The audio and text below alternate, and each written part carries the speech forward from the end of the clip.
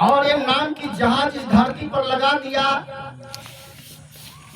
और जब इंसान मरने लगे मौत की समय में, जो कोई भी हो जय गुरुदेव नाम बोलेगा तो मैं आपको मिलूंगा। ये बाबा जय गुरुदेव जी महाराज ने कहा। सत्संगी ही नहीं, गैर सत्संगी भी अगर जय गुरुदेव नाम बोल देगा तो मैं मौत के समय जब वो मरने लगेगा और मर के जाएगा तो कहते हैं कि अगर जय गुरुदेव नाम बोलेगा तो मैं आपको मिलूंगा। लेकिन गैर सत्संगी क्यों बोलेगा भाई? गैर सत्संगी क्यों बोलेगा?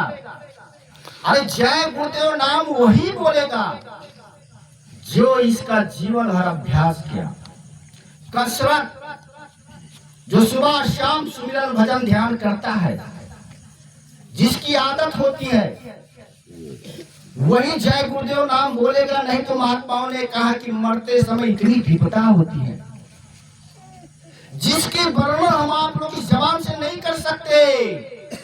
इतनी अपार पीड़ा होती है कि साचो मौत आइया, अंग अंग दिया तोड़, हिया जरे छाती फटे, उठे पीर घन घोर। ऐ प्रेमी भाई, सहजो मौत के समय पीड़ा उठा तपार, मानो सब मिल करके बिच्छू मारो, सब बिच्छू मिल करके मारे डंक हजार। इतनी अपार पीड़ा जन्मने और मरने की समय होती है। जन्मत मरत दुसे दुख होई, इतनी अपार पीड़ा। तो प्रेमी भाई बहनों, मरने के समय वही बोल सकता है जो 10 साल 20 साल नामदान लिए हुए सुबह शाम जय गुरुदेव नाम का अभ्यास करता है। और अगर नामदान ले लिया, अभ्यास नहीं कर रहा, खूंटे माला खूंटे में टंगा हुआ है, तो प्रेमी भाई ने ये मत समझना कि मैं जय गुरुदेव का शिष्य हूँ और बाबा जी ने कहा कि आपको मैं मिलूंगा, आपको नाम नहीं हो। जन्म जन्म मुनि जतन कराई, अंत समय राम आवत नहीं। कितनो जतन कर लो, आपको वो मालिक मिलने वाला नहीं है। इसलिए आपको आदत होनी चाहिए। और बाबा जय गुरुदेव जी महाराज ने कहा, जब उन्होंने 116 वर्ष की आयु तक 60 वर्षों से कर्म भूमि मथुरा नगरी पर बैठकर प्रेमियों को नामदान दिया, बड़े बड़े डकैती खूनी कत्लेआम करने लोगों को बाबा जी ने प्रभु प्राप्ति के मार्ग में लगा करके उनकी बुराई को छुड़ाया। और आज पूज्य महाराज जी 2012-18 मई को परमधाम चले जाने के बाद पूज्य महाराज जी की कंधों पर सौंपा और उनके रहनुमाई में जो रहने का अवसर हमको मिला है, तो हम अपने आप को बहुत भाग्यशाली समझते हैं। ऐ प्रेमी भाई बहनों,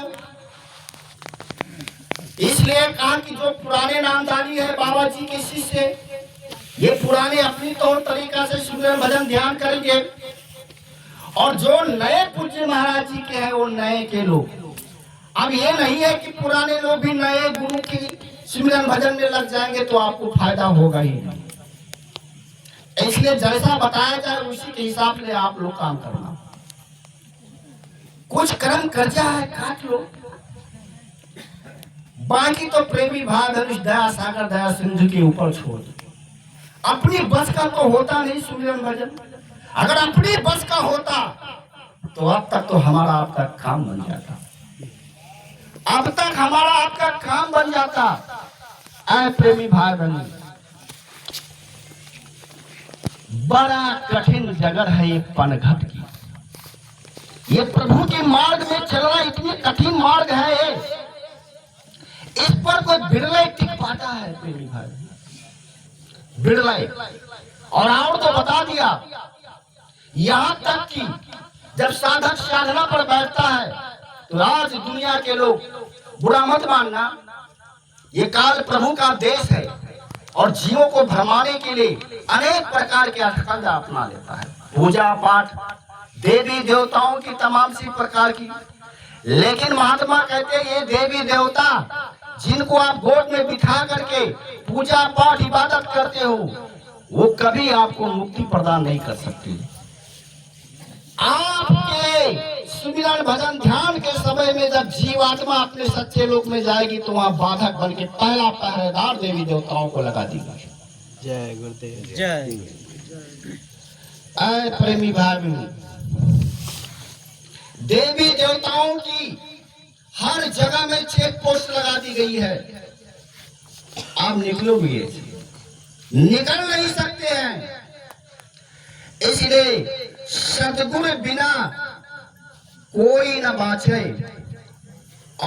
और प्रेमी भाई बहनों कोई न बाचे, और नाम बिना 84 नाचे। जब तक मिले पूरे न संत, परे रहोगे खग में, खोज री प्रिया को निज घर में। आए प्रेमी भाई बहन, ये अपने अंदर बाबा जी ने बताया और कबीर साहब ने भी दर्शाया कि मोह को कहा ढूंढ रे बंदे, मैं तो तेरे पास में।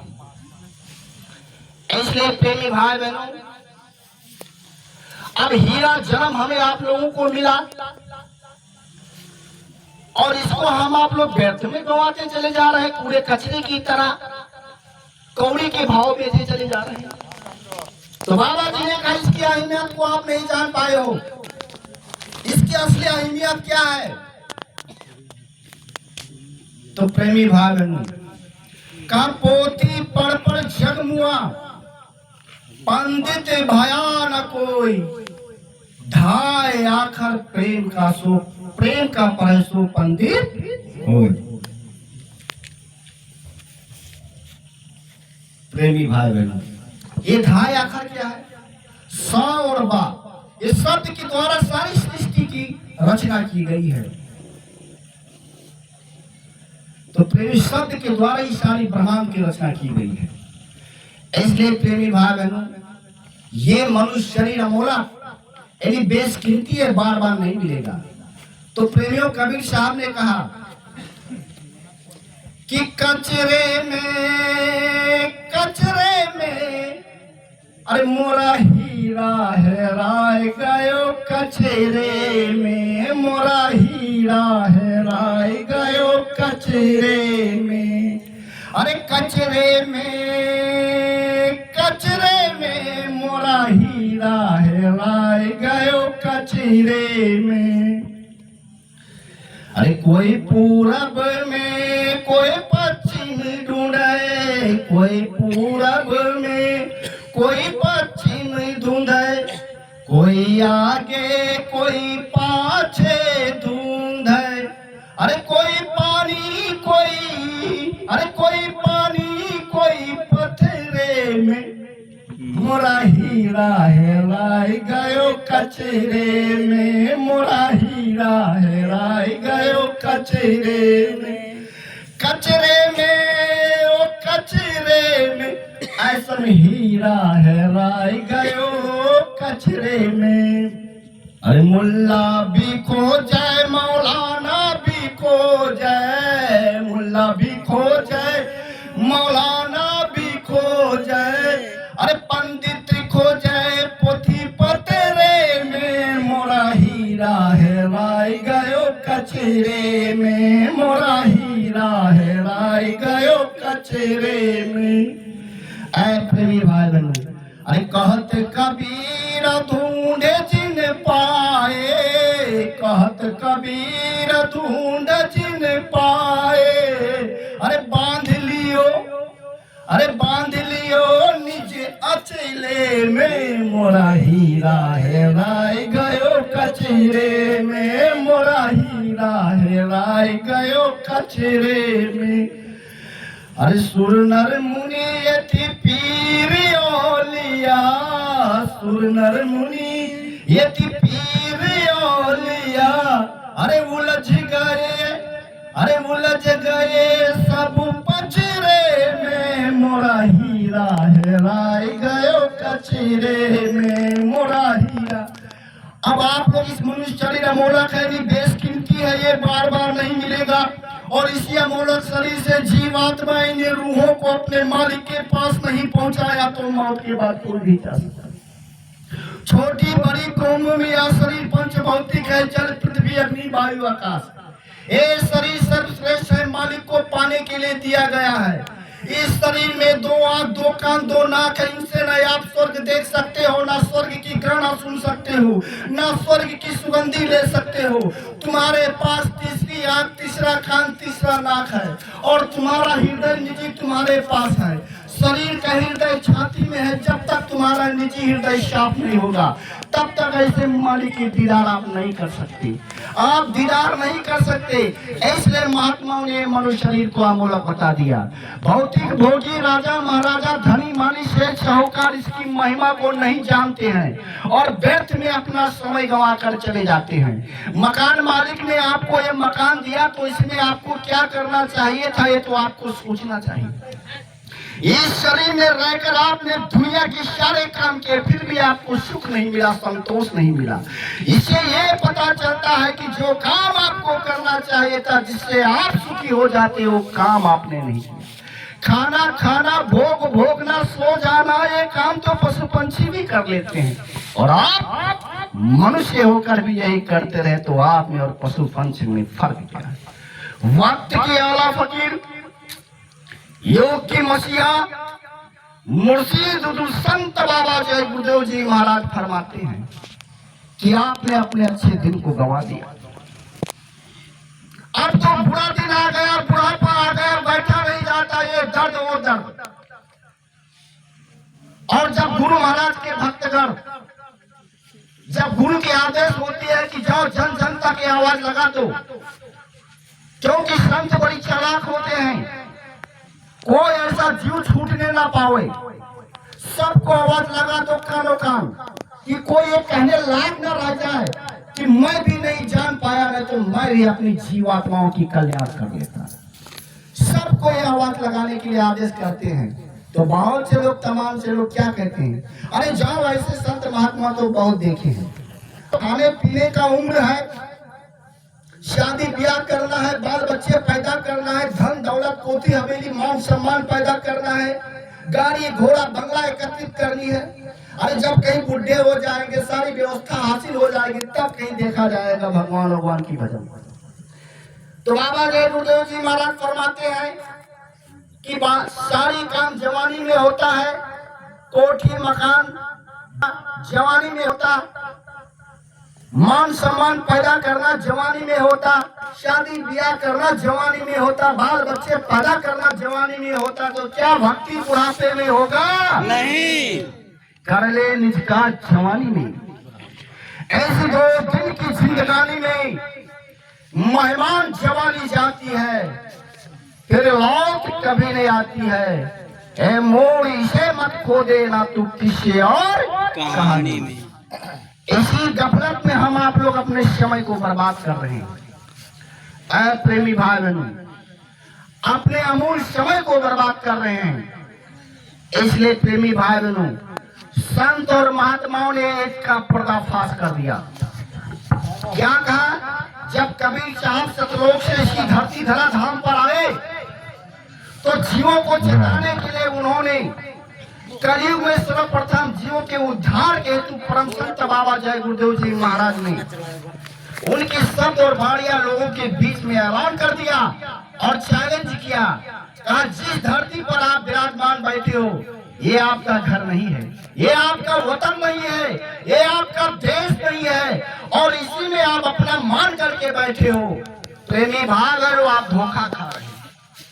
ईना देश हमारा संतों, ईना देश हमारा, हम तो अमर लोक के वासी, 3 लोक से न्यारा, आदि व्याधि उपाधि एको बिना जोत उजियारा, करीब तब हम ही निरंजन लाए दीप मझारा, एक बुंद सिद्ध बन बैठा भ्रम की जाल पसारा, सुबर असुर कर्म दुई बांधे लाए 84 धारा, सुरनर मुनि को छल से मारे लखजीव करत हारा, निक्सन की कोई रान कुल शरण उबारा, कह कभी तरह जी वही सूरज जो पावे शब्द जहां। ये शब्द के द्वारा सारी सृष्टि की रचना की गई है। प्रेमी भाई बहनों, अगर 1 सेकंड के प्रलय आ जाएगा। इसी का नाम सुनामी कहते हैं, इसी को हाहाकार कहते हैं। ऐ प्रेमी भाई बहनों, और इसी को भजन कहा जाता है। अब हम आप लोग अज्ञानता, जहां जिसकी गुरु जहां तक की पहुंच वहीं की वर्णन करता है। हम आप लोग कथा कीर्तन मनोरंजन के हिसाब से जो कुछ भी भगवान की वाक्य करते हैं, इनको कहते हैं भजन। लेकिन बाबा जी के ये भजन नहीं है, ये तो मनोरंजन है। जो 24 घंटा निरंतर हमारे आपके ये दोनों आंखों के मध्य में वो प्रभु की संगीत निरंतर गूंज रही है। ऐ प्रेमी भाई बहनों, उसी का सुनने का नाम भजन है। एक कुदरती काव्य है। मोहम्मद शाम ने कहा कि कुदरती काव्य का मेहराब में सुन गौर से आ रही धुन से सदा तुझे बुलाने के लिए, क्यों भटकता फिर रहा रास्ता सरहद पे है दिलबर पे जाने के लिए। कहा वो सदा तुमको बुलावा भेज रहा है और तुम इधर उधर भटक खा रहे हो। इसलिए प्रेमी भाई बहनों, ये बाबा जय गुरुदेव जी महाराज ने कहा कि इस पंच भौतिक शरीर हमें आप लोगों को दिया है, और इसी चर्म की आंख से हम आप लोग तमाम से प्रकार को देखा जाता है। तो कोई एक तत्वों में है, कोई 2 तत्वों, कोई 3, कोई 4 तत्व। और जो आपके बीच में ये पेड़ खड़े, ये भी किसी दिन मनुष्य के योनि में था, लेकिन कर्मों पर आधारित आज इस पेड़ की योनि में वो खड़ा है। इसलिए प्रेमी भाई बहनों, 4,84 लाख योनियों को भटकते भटकते इतनी पीड़ादायक अवस्था में गुजरते गुजरते तब जाकर के हमको ये मनुष्य शरीर मिला है। महात्माओं ने कहा कि कै जन्म भया कीट पतंगा, कै जन्म भया गजमीन तुरंगा, कै जन्म भया हेवर पंछी। जो कि प्रेमी भाई बहनों, कै जन्म कि वृक्ष और के योनियों में भटकते रहे। कारे मिली जगदीश मिलन की बेरिया, चिरंकार यही दहे सजरिया। हाथी कुत्ते बिल्ली की योनियों में भटकते भटकते कब हूँ कड़ी करुणा नर देही, देती है सब। जब ये प्रभु मालिक की दया होती है तो कभी कभी हमको ये जब दया मिलती है तो हम आप लोग इस धरती पर पंच भौतिक शरीर में, और यही मनुष्य शरीर एक ऐसा शरीर है जो 5 तत्वों से परिपूर्ण है। और इसके अंदर बाबा जी ने कहा कि इसमें इसी के अंदर एक ऐसा खिड़की लगा हुआ है, बारीक तरीका से इसका खोलने का विधि संत गुरु देते हैं। और हमारे गुरु महाराज ने इसका विधि बताई है कि आखी मध्य पाखी, पाखी मध्य द्वार, वहां बैत दूरबीन लगाए तब देखे सृजन। ऐ प्रेमी भाई, ये दोनों आंखों के मध्य भाग में ऊपरी हिस्सों में जीव रूप को बैठा दिया।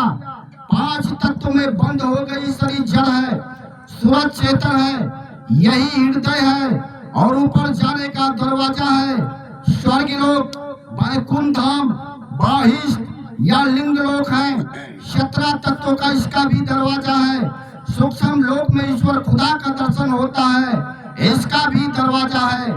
चारों शरीरों को पार करने के बाद सुरत भवसागर से पार उतर जाती है। अब सुरत और शब्द रचना की प्रारंभ हो जाती है। खुदा है, खुदा के ऊपर रब यानी ब्रह्म है, और उसके ऊपर पार ब्रह्म यानी अल्लाह है, और उसके ऊपर लाम का मालिक वहां रहता है। वहां पहुंचोगे तब पता चलेगा, आकर के सुनो। सतयुग त्रेता द्वापर के पुस्तकों में क्रम कांड पर बहुत जोर दिया, और पाप कर्म को कहा या बुरा है इसको मत करो, और पुण्य कर्म को कहा या अच्छा इसको करो। किसी किसी को ध्यान योग की साधना का भेद मालूम हुआ, और कुछ ही दिनों में यह भी लुप्त हो गया। बाहर 9 इंद्रियों में लोग आनंद ढूंढने लगे, आनंद मिला नहीं। इसी भूल भुलैया के लीला में सब लोग फंस गए। अच्छे बुरे कर्म को समझ लो, एक तो पाप है, एक पुण्य है। सबको एक समान मालिक ने अधिकार दिया है। इसी शरीर से जो पाप पुण्य बनेगा उसको 4 खान 84 लक्ष्य योनियों में जाना पड़ेगा। पशु पंछी जल के जीव इन सबको बंद किया है सजा भोगने के लिए। इंसान के पास कोई हक नहीं है कि मालिक की बनाई हुई चीज को तोड़ फोड़ दे या गंदा या कत्ल कर दे। इन सबको दोजख के लिए नरकों में जाना पड़ेगा। दोजख में सख्त सजाएं दी जाएगी। पशु पंछियों को उम्र के पहले मार दो या आदमी को उम्र के पहले मार दो तो उसे प्रेत हुई मिलेगी और खुद भी दुखी रहेंगे और आपको भी दुखी करेंगे। जब मनुष्य का कत्ल हो जाता है तब तो तुम्हें दया आती है। पशु पक्षियों के कत्ल करने में दया नहीं आती, वह भी तो रूहें हैं। क्या तुमको इस गुनाह से मालिक माफ करेगा? नहीं। फकीरों संतों की सोबत में आकर के, फकीरों संतों की सोबत में आकर के ये माफी मांगो। माफी कराने वाले संत सद्गुरु होते हैं और कोई भी माँ के लाल इस धरती धराधाम पर आपको माफ नहीं कर सकता। दुनिया को आते और जाते देखो कि कोई क्या लेकर आया और क्या लेकर जा रहा है। प्रारब्ध तकदीर मालिक ने दे रखी है, उसके लिए मशक्कत करो। बाकी रूहानी इबादत यानी चेतन आत्मा और परमात्मा का भजन करो। बाबा जी ने कहा किसी भी जीव की हिंसा मत करो, मुर्दा मांस खाने से दूर रहो, शाकाहारी बनो।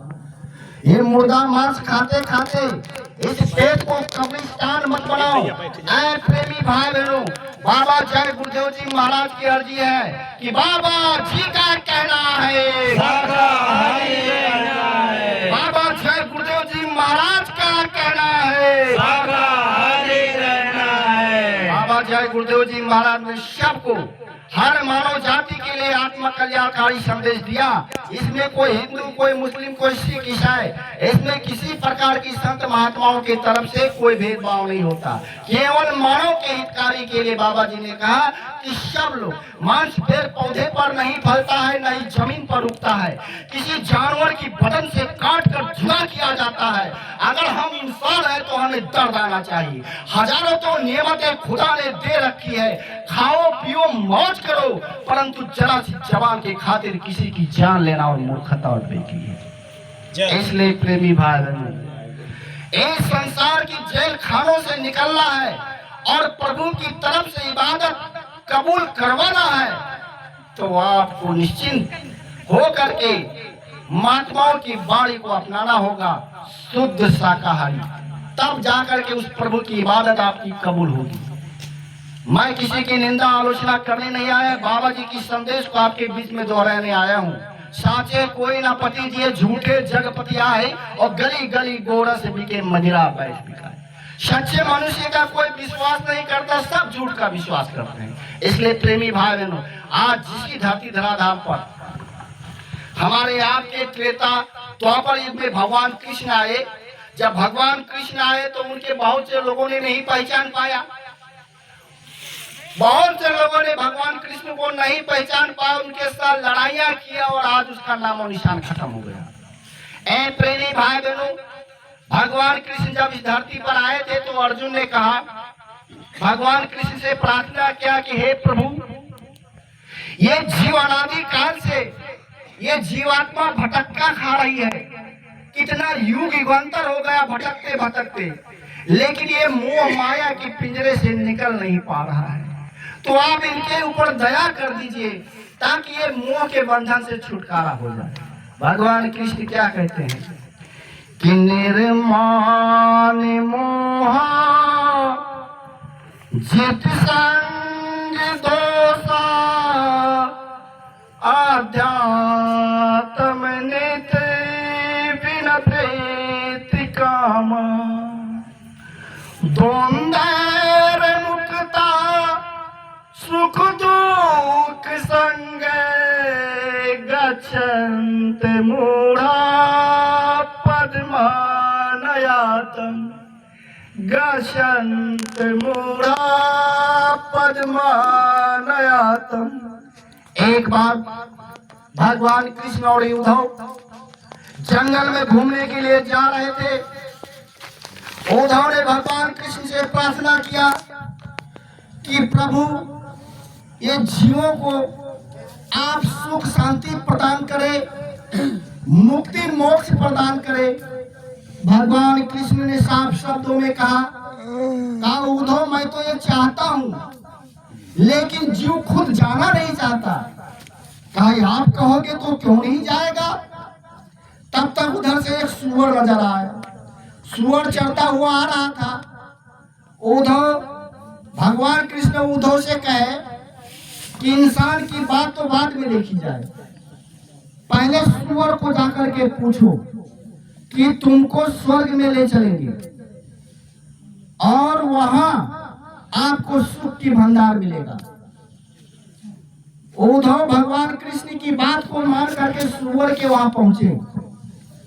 सुअर से उद्धव जी कह रहे हैं, कहा तुम स्वर्ग जाओगे?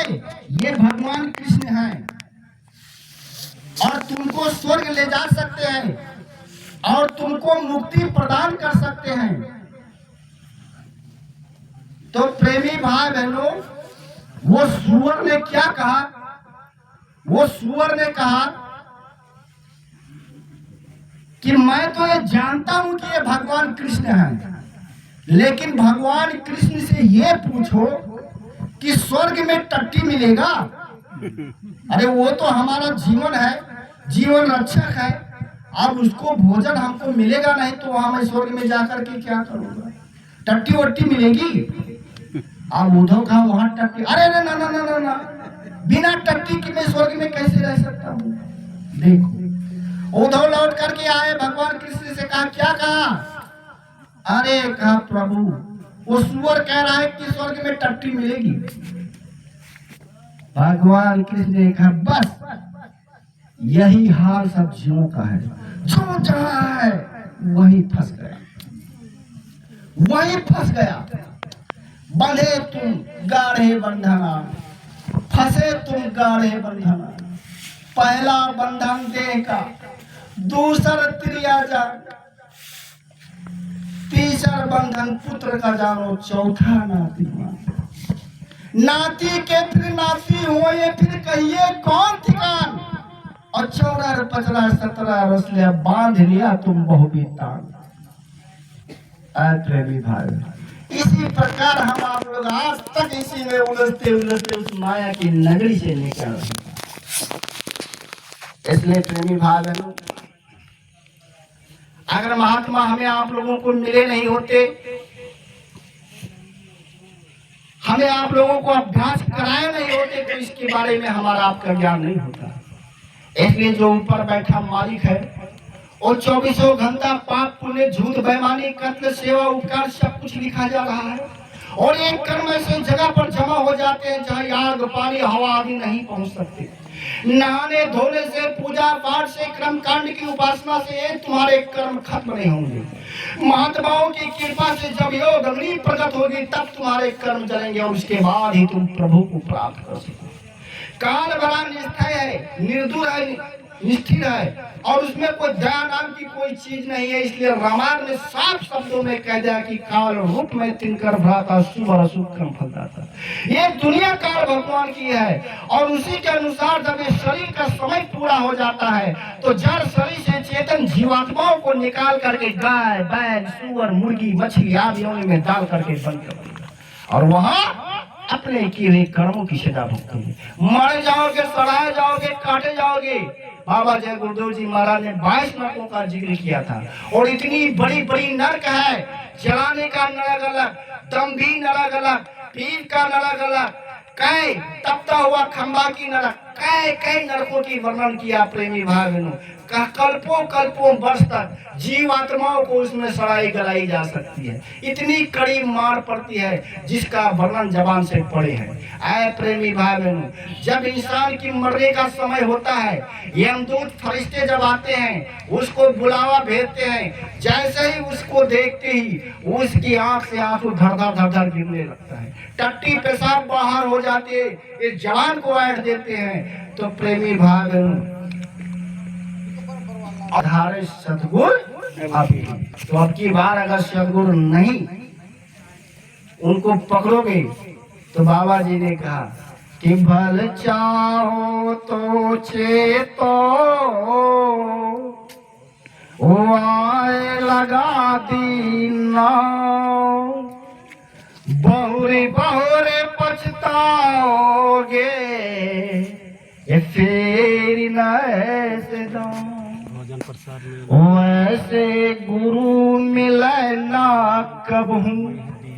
अरे भव सागर भरमू नहीं यह पर ताप हमार, और निश्चय करके मान लो तो तुरंत उतार पर। निश्चित होकर के अगर इस नाम की नौका पर बैठ जाओगे तो मैं आपको इस पार से उस पार कर दूंगा। टाइम देखो। जय गुरुदेव।